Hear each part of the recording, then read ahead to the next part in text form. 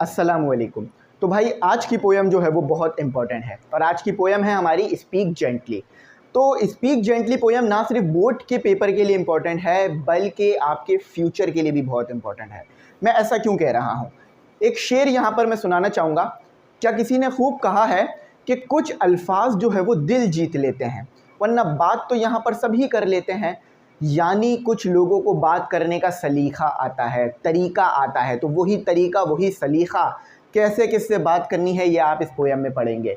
देखो, कुछ लोग जो है वो अपना बिजनेस बहुत बढ़ा लेते हैं, यानी बड़े बिजनेसमैन बन जाते हैं। उनमें क्या सलाहियत सबसे ज़्यादा होती है? उनमें बात करने की सलाहियत, उनके अंदर मीटिंग करने की सलाहियत सबसे अच्छी होती है, जिस वजह से वो ज़्यादा से ज़्यादा डीले कर पाते हैं और बिज़नेस बढ़ा पाते हैं। तो मार्कर नहीं है तो मार्कर ले आते हैं। तो ये आ गया हमारा मार्कर। तो पोयम क्या है आपके पास? Speak gently. ठीक है, अच्छी तरीके से बात करो, अच्छी तरीके से बोलो, शाइस्तगी से बोलो, नरमी से बोलो, नरमी से बात करो। तो ये इसका जो है वो मतलब है। अच्छा, अब ये लिखी किसने है? ये लिखी है हमारे पास डेविड बेट्स ने। ठीक है। अच्छा, तो यार देखो, डेविड तो आपने बहुत सुना होगा। जैसे ही मैंने ये वर्ड लिया है डेविड, आपके दिमाग में क्रिकेट आ गया होगा। डेविड मिलर है, डेविड वार्नर है और एक और भी है डेविड विंस करके क्रिकेटर हैं जो लाहौर कलंदर में खेलते थे। और ये सारे डेविड मिलर भी शायद जो है वो PSL में खेल चुके हैं। तो याद रखना, डेविड यानी क्रिकेट और डेविड यानी आपके एक पोयम भी लिखी है उस ऑथर ने। ऑथर का नाम क्या है? David Miller. तो क्रिकेट के नाम से याद रखना, डेविड याद रहेगा आपको। ठीक है। तो यहाँ पर हमारे पास डेविड बेट्स ने जो है ये पोयम लिखी है। अब इसमें सबसे पहले क्या लिखा हुआ है वो पढ़ के बताता हूँ। इंशाल्लाह ऐसे पढ़ेंगे कि बात भी समझ में आएगी और दिल भी जीत लेंगे। ठीक है। स्पीक जेंटली, नरमी से बात करें, नरमी से बोले। It is better for to rule by love than fear. Speak gently, let no harsh words mar the good we may do here. अच्छा देखो, हार्ड वर्ड्स जो लिखे हुए हैं इसमें, जैसे कि हर्ष सख्त, ठीक है, हर्ष का मतलब होता है सख्त, मर का मतलब होता है आपके पास ख़राब करना। तो वो आपके पास साइट में शुरू में भी आ रहे होंगे और अभी भी मैं चला दूंगा, तो उसको आप जो है वो लिख लेना। तो पहले जो ये 4 लाइन है इसमें क्या लिखा हुआ है? देखो, इसमें लिखा हुआ है कि अच्छी तरीके से बात करो, यानी अच्छी तरीके से बात करो। आप अच्छी तरीके से बात कर कर किसी पे हुकूमत भी कर सकते हो, यानी अच्छे अल्फाज बोलकर अच्छी तरीके से बात कर कर हुकूमत भी कर सकते हो। आप हुकूमत ऐसे भी कर सकते हो लोगों को डरा कर। फॉर एग्जाम्पल, एक गली में, किसी भी गली में ले लो, एक गली में एक इंसान है और उस इंसान से हर कोई डरता है, उसको हर कोई सलाम करता है, उसको हर कोई सलाम करता है, उससे हर कोई अच्छी तरह मिलता है। तो सब बोलते हैं इसकी तो बहुत इज्जत है, लेकिन उससे लोग डरते हैं।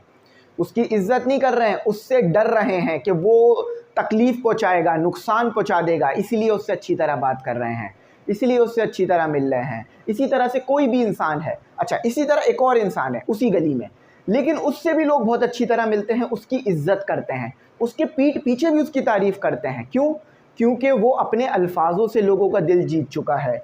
वो लोगों को अच्छी मशवरे देता है, वो लोगों को अच्छी बातें बताता है, वो लोगों से जब बात करता है अच्छे अल्फाज लेता है, सलाम दुआ करता है, लोगों के दुख में जाता है, गम में जाता है। तो क्या होता है?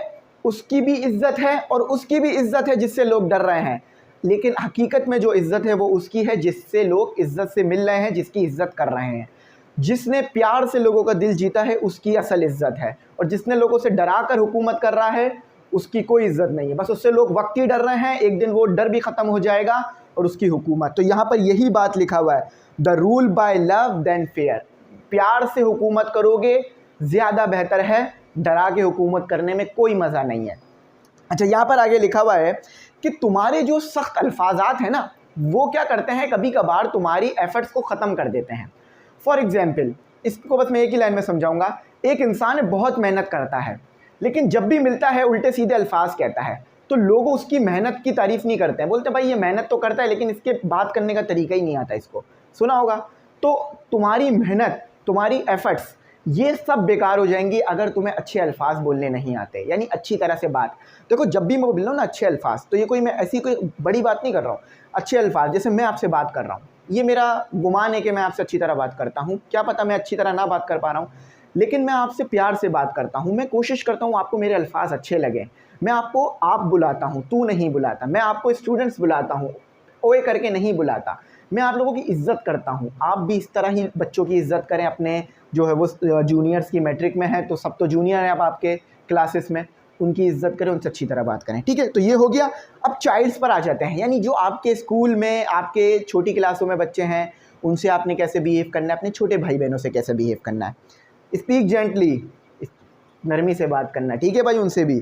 To the little child its love be sure to gain, teach it in accent soft and mild, it may not long remain. क्या कहते हैं, अच्छी तरीके से बात करो छोटे बच्चों से। अगर मैं टीचर हूँ, आप मेरे लिए छोटे हो, तो मैं आपसे अच्छी तरह बात करूँगा। अगर मैं आपका बड़ा भाई हूँ, मुझे बड़ा भाई मानते होगे, मैं उम्मीद करता हूँ भाई, तो अगर मैं आपका बड़ा भाई हूँ तो मैं आपसे अच्छी तरह बात करूँगा। अगर आप मुझसे बड़े हैं तो आप मुझको कभी कॉल करेंगे, जो कि नंबर शुरू में आ रहा होगा उस पर अगर आप मुझे कॉल करेंगे आप लोग, तो मुझसे अच्छी तरह बात करेंगे। देखो भाई, ये छोटों के लिए भी है, छोटों ने भी अच्छी तरह बात करनी है, ऐसा नहीं है ये सिर्फ बड़ों के लिए है, तो छोटों ने भी अच्छी तरह बात करनी है। ऐसा नहीं कि भाई सिर्फ लिखा हुआ था बड़े अच्छी तरह छोटों से बात करेंगे, ठीक है। तो आप भी अगर छोटे हैं किसी बड़े से बात कर रहे हैं, अच्छी तरह करेंगे। अब यही चीज़ आपको आगे भी समझाई जाएगी। अच्छा, आप अगर कुछ पढ़ा रहे हैं, आप अच्छी तरह से बात करके पढ़ाएंगे। आप अगर कुछ समझा रहे हैं, आप अच्छी तरह से समझाएंगे, ठीक है। अच्छा, अब जब आप अच्छी तरह से किसी को बात, आप जब यहाँ कोई टीचर, फॉर एग्जाम्पल एक टीचर है, वो जब अच्छी तरह से बात करता है ना, तो वो बच्चों को ज़्यादा सिखा पाता है, बच्चे उससे ज़्यादा सीखते हैं। बेशक वो सिखाना तो बहुत छोटे टाइम के लिए होता है, यहाँ पर लिखा हुआ है it may not long remain, बेशक वो सिखाना तो बहुत छोटे टाइम के लिए होता है, लेकिन वो जो टीचर अच्छी तरह से बात करता है, बच्चों को सिखा देता है, बच्चे चीज़ें सीख लेते हैं। क्यों? क्योंकि उसने, टीचर ने बहुत अच्छी तरह बात करी, टीचर ने प्यार मोहब्बत शफ़क़त से समझाया, बड़ा भाई बनकर, बड़ी बहन बनकर समझाया, तो बच्चों को बात समझ में आ गई और हमेशा वो बच्चे उस टीचर की भी इज़्ज़त करेंगे और उसको जो है वो अच्छे अल्फाजों में, दुआओं में याद रखेंगे। समझ गए? छोटों से भी अच्छी तरह बात करना है। अब बड़ों से किस तरह बात करनी है? देखो, छोटों से तो बात करना सीख ली, जो आपकी हम एज है, हम उम्र हैं, उनसे भी अच्छी तरह बात करना है। लेकिन जो बड़े हैं, बुज़ुर्ग हैं, अब बस उनकी ज़िंदगी का जो जाम है वो लबरेज़ होने वाला है। अब इसका क्या मतलब है? इसका मतलब ये है कि बस अब उनकी ज़िंदगी की आखिरी स्टेज चल रही है। आखिरी स्टेज से ये मुराद है, अल्लाह ताला हर किसी के बुज़ुर्गों को लंबी उम्र दें, लेकिन जो बुज़ुर्ग हो जाता है ना इंसान, अब उसकी ज़िंदगी की कोई और स्टेज नहीं आ सकती। यानी अब बुढ़ापा आखिरी स्टेज होती है, इसके बाद सिर्फ इंसान मौत ही उसका आगे अगली मंजिल रहती है। तो अब कोई बड़ा है, उम्र में उस ज़्यादा है, तो आपने कैसे उनसे बात करनी है और फिर क्या आपको उसका फ़ायदा है। Speak gently to the aged one, बड़ों से भी अच्छी तरह बात करो, जो बड़े हैं उनसे भी अच्छी तरह बात करो।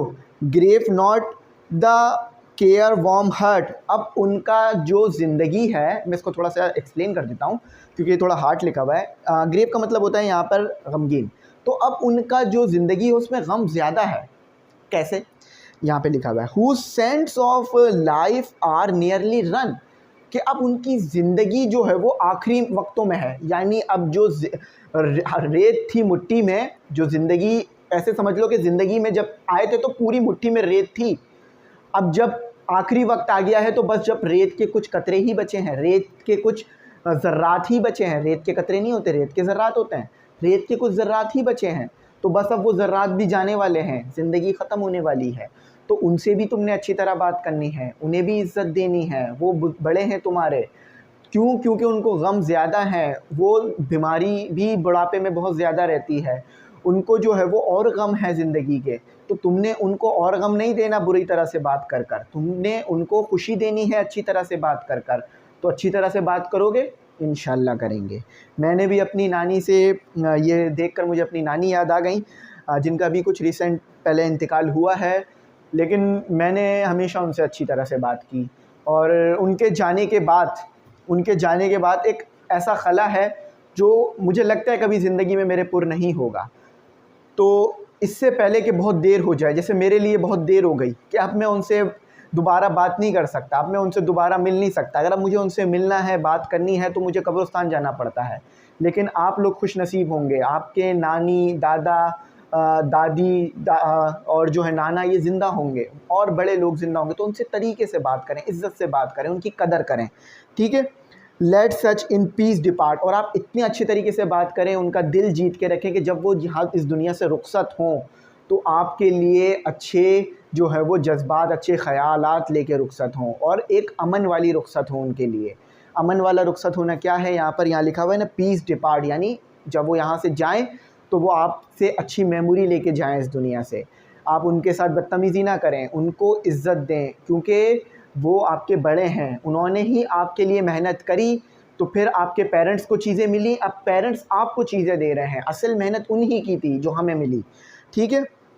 होता है ना, बच्चों के पास जो है वो चीज़ें होती हैं, नानी दादा दादी जब होते हैं तो कितना ज़्यादा अपने पोतों को, पोतियों को, नवासों को, नवासियों को लाड से रखते हैं, उनकी हर ख्वाहिश पूरी करते हैं, माँ बाप से बढ़कर प्यार करने की कोशिश करते हैं और करते हैं। तो बस उनकी जो है वो कदर करेंगे हम इंशाल्लाह आप लोग। तो मेरी भी नानी के लिए मग़फ़िरत की आप लोग दुआ ज़रूर कीजिएगा। तो चलें अब यहाँ पढ़ते हैं आगे। अभी कुछ टाइम पहले ही उनका इंतकाल हुआ है, ज़्यादा टाइम नहीं हुआ। तो speak gently this a little thing. देखो, तरीके से बात करना कोई बहुत बड़ी बात नहीं है। यहाँ पे लिखा हुआ है तरीके से बात करना, अच्छे तरीके से बात करना, शाइस्तगी से बोलना, अच्छे तरीके से बोलना कोई बहुत बड़ी बात नहीं है। ऐसा नहीं है कि अगर आप किसी से अच्छे तरीके से बात करते हो तो आपका नुकसान होता है, आपके पैसे जाते हैं या आपको 10-20 रुपये ज़्यादा देने पड़ जाते हैं, ऐसा नहीं है। Dropped in the heart deep twelve. तो जब आप किसी से अच्छी तरीके से बात करते हो, ये बहुत छोटी चीज़ है, लेकिन वो आपका अच्छी तरह से बात करना उनके दिल में घर कर जाता है, उनके दिल में असर कर जाता है, उनके दिल में रह जाती है ये बात। तो अच्छे तरीके से बात करा करो, ठीक है। The good the Joy that it may bring, और ख़ुशी उनके दिल में दाखिल करा होती है। इटर्निटी शैल टेल, और ये लाजवाल चीज़ है जो आप अच्छी तरीके से बात करते हो ना, जब यानी देखो आपके अच्छे अल्फाज लाजवाल हैं, ये ख़त्म नहीं होते। जब भी आपके अच्छे अल्फाज लोगों को याद आते हैं, आपके लिए इज़्ज़त बढ़ती है। मैं नहीं मानता कि मैं इतना अच्छा बात कर पाता हूँगा, मेरे इतने अच्छे अल्फाज हैं, ना ही मेरी कोई ग्रामर अच्छी है, ना ही मेरे कोई उर्दू इतनी अच्छी है, ना ही कोई मेरी उर्दू इतनी खालिस है, लेकिन फिर भी कुछ अच्छे अल्फाज, कुछ अच्छी बातें, कुछ अच्छी चीज़ें मैं आपको बताने की पूरी कोशिश करता हूँ।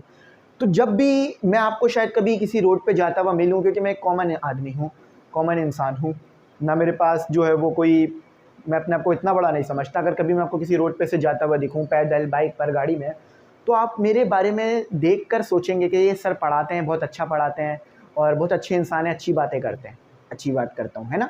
तो ये आपके दिमाग में आई ना बात। तो आप अच्छे अल्फाज करेंगे, तो अच्छे अल्फाज से बात करेंगे, तो ये कोई बहुत बड़ी बात नहीं है, लेकिन ये आपके अच्छे अल्फाज किसी के दिल में घर कर जाएंगे, उसको ये बात आगे हमेशा याद रहेगी और ये आपके अल्फाज अमर हो जाएंगे, लाजवाल हो जाएंगे। देखो, लोगों ने किताबों में अच्छी अच्छी बातें लिखी, अच्छे अच्छे अल्फाज लिखे। अब इन्होंने ही देख लो, ये डेविड बेट्स, इन्होंने कब लिखी थी ये पोयम? आज से 200 साल पहले लिखी है। 1809 में ये पैदा हुए हैं, तो समझ लो 23-24 साल की उम्र में लिख ली होगी ये पोयम। यहाँ तो इनका ड्यूरेशन लिखा हुआ है ना, 1809 से लेकर 1870, तो इतने 200 साल गुजर गए हैं। 200 साल होने, 150 साल ले लो, गुजर गए इनको दुनिया से गए हुए, लेकिन फिर भी इनकी लिखी हुई बातें आप पढ़ रहे हो। क्यों? क्योंकि इन्होंने अच्छे अल्फाजात लिखने की कोशिश की। तो जब इनके अल्फाज ज़िंदा रह गए, तो आपके अल्फाज भी ज़िंदा रह जाएंगे लोगों के दिलों में, तो आप अच्छी तरह से बात करेंगे, ठीक है। तो क्या था हमारा पोयम? Speak gently. तो सबसे पहले वाले हिस्से में आपको बताया गया कि अगर आप अच्छी तरीके से बात करोगे तो आप लोगों के दिल में प्यार से हुक्मरानी करोगे, डर से हुक्मरानी नहीं करोगे। अच्छा, अगर आप बच्चों से अच्छी तरह बात करोगे तो आप उन्हें, दूसरे में ये बताया गया था कि अगर आप बच्चों से अच्छी तरह बात करोगे तो आप उन्हें ज़्यादा चीज़ें पढ़ा भी सकोगे और वो या याद रख पाएंगे आपके अच्छे अल्फाजों को, और ये कोई लंबे टाइम तक के लिए नहीं होगा यानी आपका पढ़ाना, लेकिन वो बात आपकी याद रहेगी उन्हें।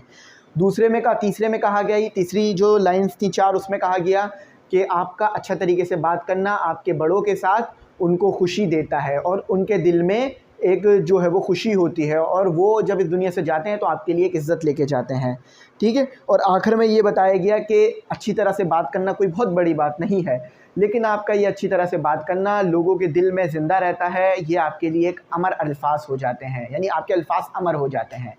तो अगर कोई आदमी चाहता है कि वो हमेशा से इस दुनिया में ज़िंदा रहे, तो वो कैसे रह सकता है?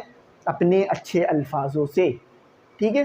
मेरी ज़िंदगी का मकसद ही ये है कि भाई मैं अच्छे अल्फाज बोलूँ, अच्छी तरह बात करूँ, लोगों का दिल जीतूँ, लोगों के साथ सिला-रहमी करूँ, लोगों की जो है वो दिलजोई करूँ, लोगों के गमों को कम करूँ।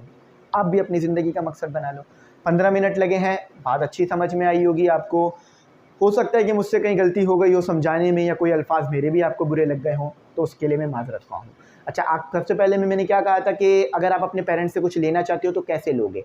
आप समझ गए ना? आप उनके पास जाओगे, उनको सलाम करोगे। अक्सर मैंने देखा है बच्चे माँ बाप को सलाम नहीं करते हैं, शर्माते हैं। पता नहीं क्यों? शर्मा उन्हीं, माँ बाप हैं, आपके अम्मी अब्बू हैं, सलाम करो। तो सलाम करो, आप उन्हें बताओ कि अगर आपको कोई क्रिकेट बैट चाहिए, क्यों चाहिए? देखो, नहीं मना करेंगे, दिला देंगे वो। आप तरीके से कभी माँग के तो देखो। माँगने का तरीका होता है, पता है, माँगने का तरीका होता है। कभी-कभार माँगने वाला इतने तरीके से माँगता है ना कि देने वाले को देने का मज़ा आ जाता है। मैं फिर इसको दोहराता हूँ कि कभी-कभार माँगने वाला इतने तरीके से माँगता है ना कि देने वाले को देने का मज़ा आ जाता है। तो माँगने का भी एक तरीका होता है, आपके अल्फ़ाज़ वो तरीका हैं। आप अपने अच्छे अल्फ़ाज़ों का इस्तेमाल करेंगे ना, तो आपको हर चीज़ इस दुनिया में ज़रूर मिलेगी, आप हर चीज़ को हासिल कर सकेंगे। तो बस अपने अल्फ़ाज़ों पे ध्यान रखें। तो अच्छे अल्फ़ाज़ों से उनसे जाके माँगें चीज़ों को। आप बताएँ कि क्यों आपको क्रिकेट बैट चाहिए, और इससे आपकी एक्टिविटी होगी, आपको फ़िज़िकल एक्टिविटीज़ मिलेगी, और आप ये सोशल मीडिया से बचोगे, तो वो आपको ज़रूर दिला देंगे। लेकिन टाइम टेबल पे खेलना भाई, ऐसा नहीं क्रिकेट बैट मिल गया तो हर वक्त खेल लो।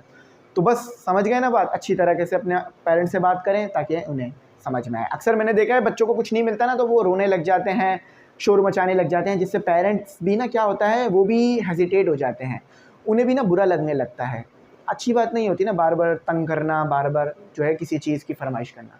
तो बस देख के चीज़ों को माँगे। तो उम्मीद करता हूँ मेरी बात आपको समझ में आई होगी, पोएम अच्छी लगी होगी। Thanks for watching. अल्लाह हाफ़िज़। अपनी कीमती दुआओं में मुझे ज़रूर याद